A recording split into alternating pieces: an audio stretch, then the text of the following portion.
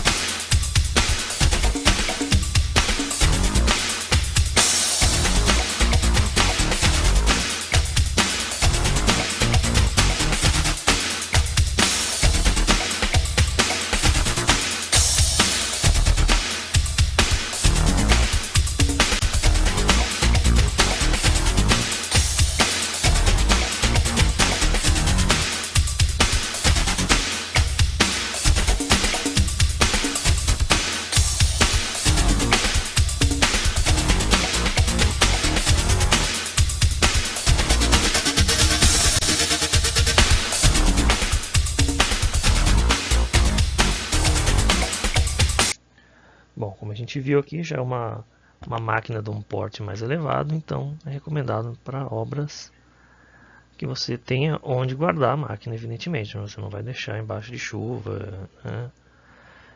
E a vantagem dela, naturalmente, é a facilidade que você tem de dobrar N espessuras de ferragens. E a desvantagem é o preço, naturalmente, e a necessidade de um armazenamento um pouco mais elaborado do que a ferramenta, no caso a chave de dobra. Um outro segmento de ferramentas muito usadas nas obras é justamente as de corte, que é o que a gente vai comentar um pouquinho aqui sobre. Das ferramentas manuais, uma muito comum que a gente pode encontrar é justamente a tesoura. E ela basicamente funciona como qualquer outra tesoura, evidentemente com um tamanho proporcional à função dela. E aqui a gente vai observar o funcionamento.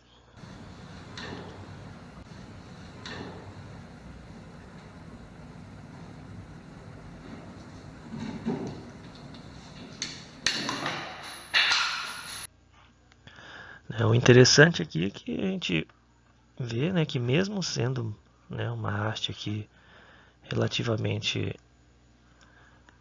fina, não muito grande, né, ele tem uma grande dificuldade de conseguir cortar, né? Então, espessuras muito grandes aqui vai ter um elevado nível de dificuldade. Portanto, não é recomendado para espessuras maiores que isso aqui, né? E outra exigência é que a tesoura, né, o metal da tesoura tem uma dureza maior do que o que você vai cortar, né? Senão não vai dar certo. Para espessuras maiores, né, e para facilitação do corte, aí já é recomendado o uso de um cortador elétrico, né, que é como a gente vai observar aqui o funcionamento básico, né, de todo o cortador, ou de quase todo.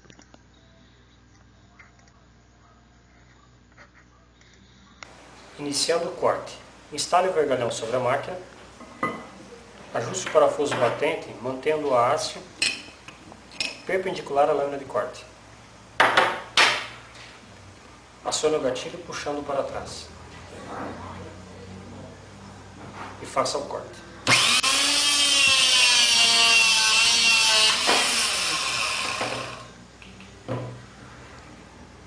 Para o êmbolo retornar, mantenha o gatilho acionado.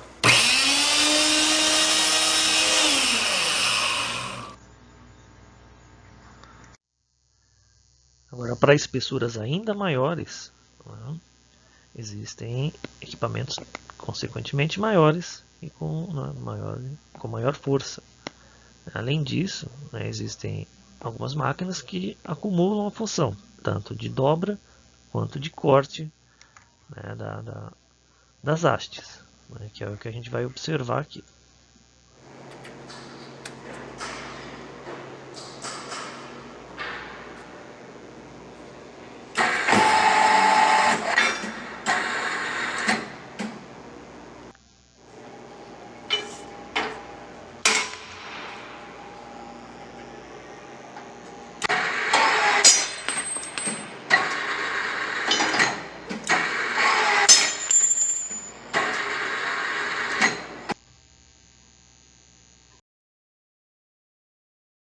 Dando sequência, né, às ferramentas, nós vamos ver agora relacionadas à solda, que não é necessariamente para o seu manuseio exige um pouco mais de conhecimento, né, do que as anteriores.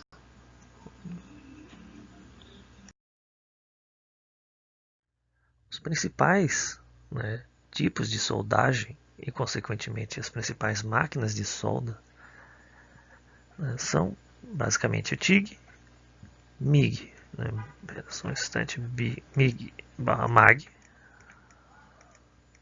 faltou aqui, né, soldagem oxigás e soldagem com eletrodo revestido. Né, evidentemente existem outros, né, mas os abordados aqui, por constituírem, né, uma grande quantidade, né, de utilização, vão ser esses daqui.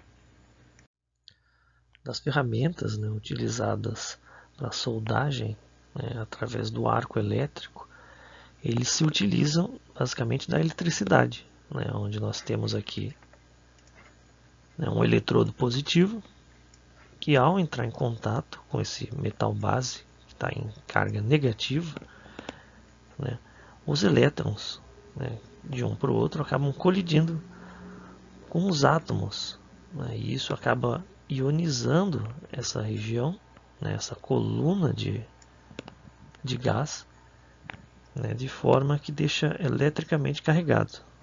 Né, e isso aqui possibilita o arco elétrico. Né. Ocorrendo esse arco elétrico, existe um aumento da temperatura, né, de forma que funde, né, o eletrodo com, né, o metal base, né, e isso formando naturalmente, né, a poça de fusão. Ainda dentro do método de solda, né, que utiliza um arco elétrico, nós temos o MIG e o MAG. A diferenciação entre um e outro é justamente o tipo de gás que é utilizado. Enquanto no MIG a gente utiliza um gás inerte, no MAG a gente vai usar um gás ativo. E a diferença, né, da utilização que faz você escolher entre um e outro é justamente o tipo de material que você pretende soldar.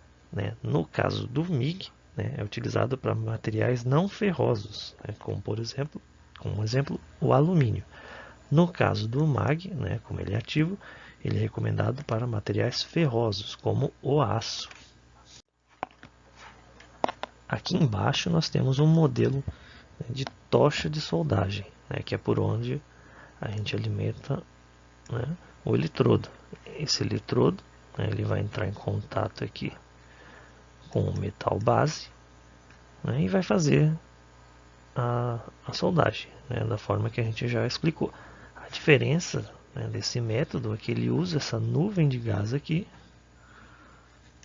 para isolar, né, toda essa região aqui para que, né, impurezas ou elementos, né, não fiquem, né, na solda. Seguindo ainda esse princípio de arco elétrico, né, e muito semelhante inclusive ao MIG e MAG, a gente tem aqui o TIG, né. A diferença, entretanto, que eu vou marcar aqui, é que ele utiliza, né, um eletrodo de tungstênio, né, e esse eletrodo não é consumível, tanto que, né, portanto a gente vai precisar aqui, né, de um metal de adição, né, que é por onde a gente vai fazer a transferência de metal, né, para criar a solda. Mas o princípio é o mesmo, né, ele vai, no caso aqui, né, ele expelir um gás, né, e esse gás aqui vai impedir, né, a entrada de algum elemento que por acaso esteja, né, na atmosfera aqui, né, então ele vai deixar a solda mais limpa, vamos dizer assim. Em relação à soldagem com eletrodo revestido, né, além aqui da fonte de energia do tipo transformador retificador, né, nós vamos necessitar também de um eletrodo, né. No caso, o que diferencia dos métodos passados, né, que a gente já apresentou no TIG, o MIG e o MAG, do tipo de soldagem, né, em relação a esse tipo de eletrodo, é que a proteção, né, da poça de soldagem é feita pelo revestimento desse eletrodo, né, no caso ele é constituído aqui por duas partes, o revestimento e a parte externa, o revestimento, e a parte interna, que é a alma, né, que é justamente isso daqui que vai, né, possibilitar a proteção da poça de soldagem. É importante lembrar, né, que esse eletrodo aqui ele pode ser sensível à umidade, né, tanto é que essa imagem aqui ela mostra uma estufa, que é justamente um lugar recomendado, né, para esse tipo aqui de eletrodo ser armazenado, né, já que uma vez que ele é sensível à umidade, então ele necessita de um armazenamento mais cuidadoso. Evidentemente existem outros tipos, né, de solda que se utilizam do arco elétrico, né, e para exemplificar de um modo geral como funciona, né, como basicamente eles funcionam da mesma forma, né, o que diferencia um do outro, como a gente já viu, é a utilização, né, do gás, quando há, né, o gás utilizado, né, e do tipo de material que vai ser soldado. Mas, de forma geral, a gente tem um mesmo, né, jeitão que acontece, né, então é o que eu vou mostrar aqui no vídeo. Vamos lá? O primeiro passo nós já demos. As peças que vão ser soldadas já estão limpas e a junta já está preparada. Agora a gente abre o gás, que é para expulsar o ar que está na mangueira e na tocha. E depois, com a fonte de energia já ligada, a gente aproxima a tocha de soldagem das peças. A primeira coisa é a formação de uma cortina de gás através do sistema de pré-vazão que existe no equipamento.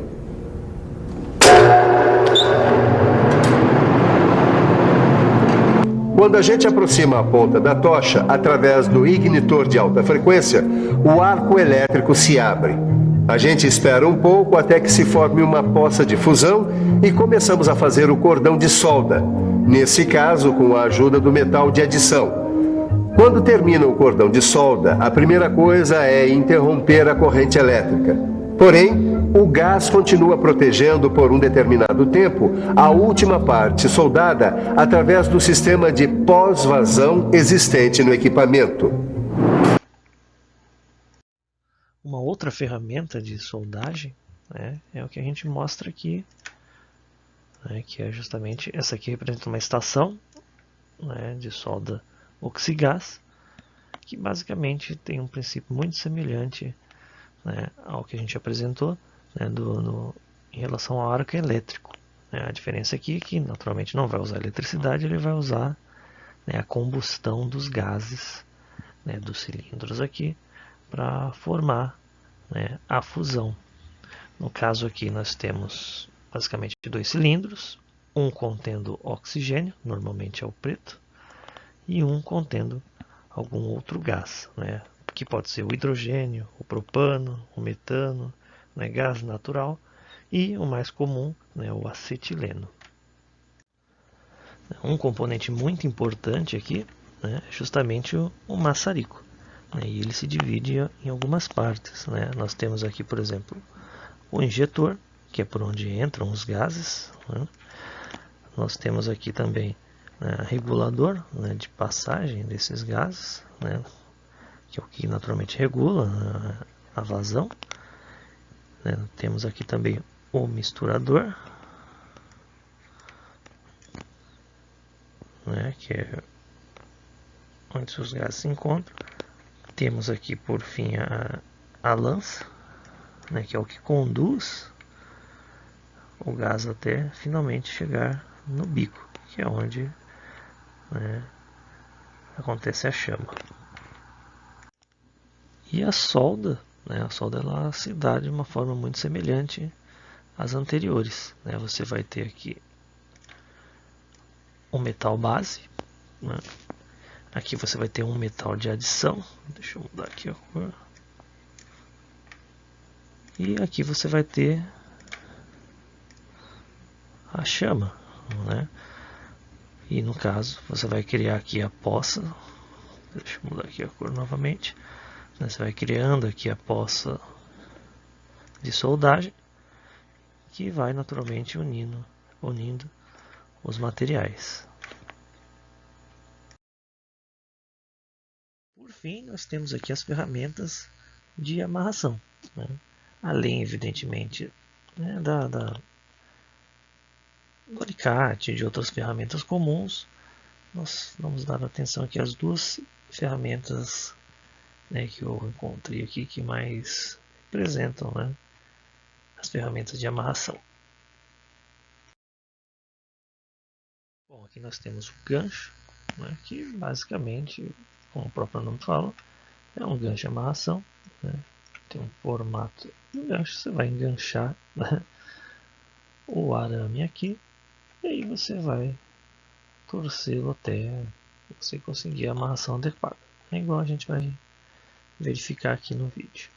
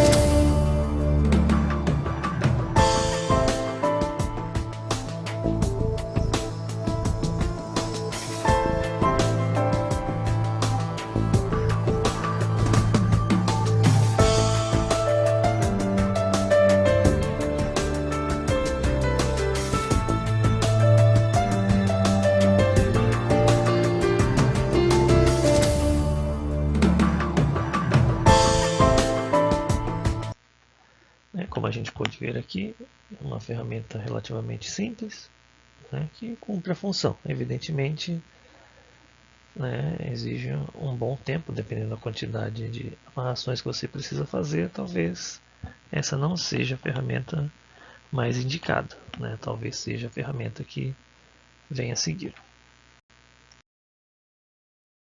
Essa daqui, né, já dispõe de uma tecnologia bem melhor, né, se comparada com o gancho. né? Ela facilita muito o trabalho, né? Naturalmente ela tem um custo bem mais elevado do que a anterior, né? Mas como a gente vai ver aqui no vídeo, dependendo da quantidade de amarrações e da qualidade, essa pode ser bem indicada.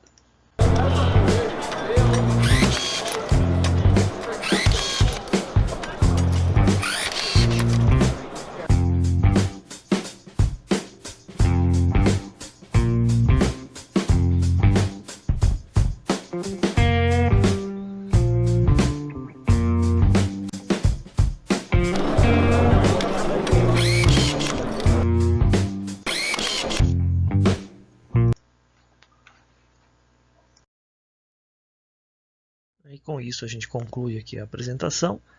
Eu me desculpo pela qualidade do áudio, porque meu microfone não é dos melhores, mas espero que tenha dado para escutar. Agradeço a atenção de todos e boa noite.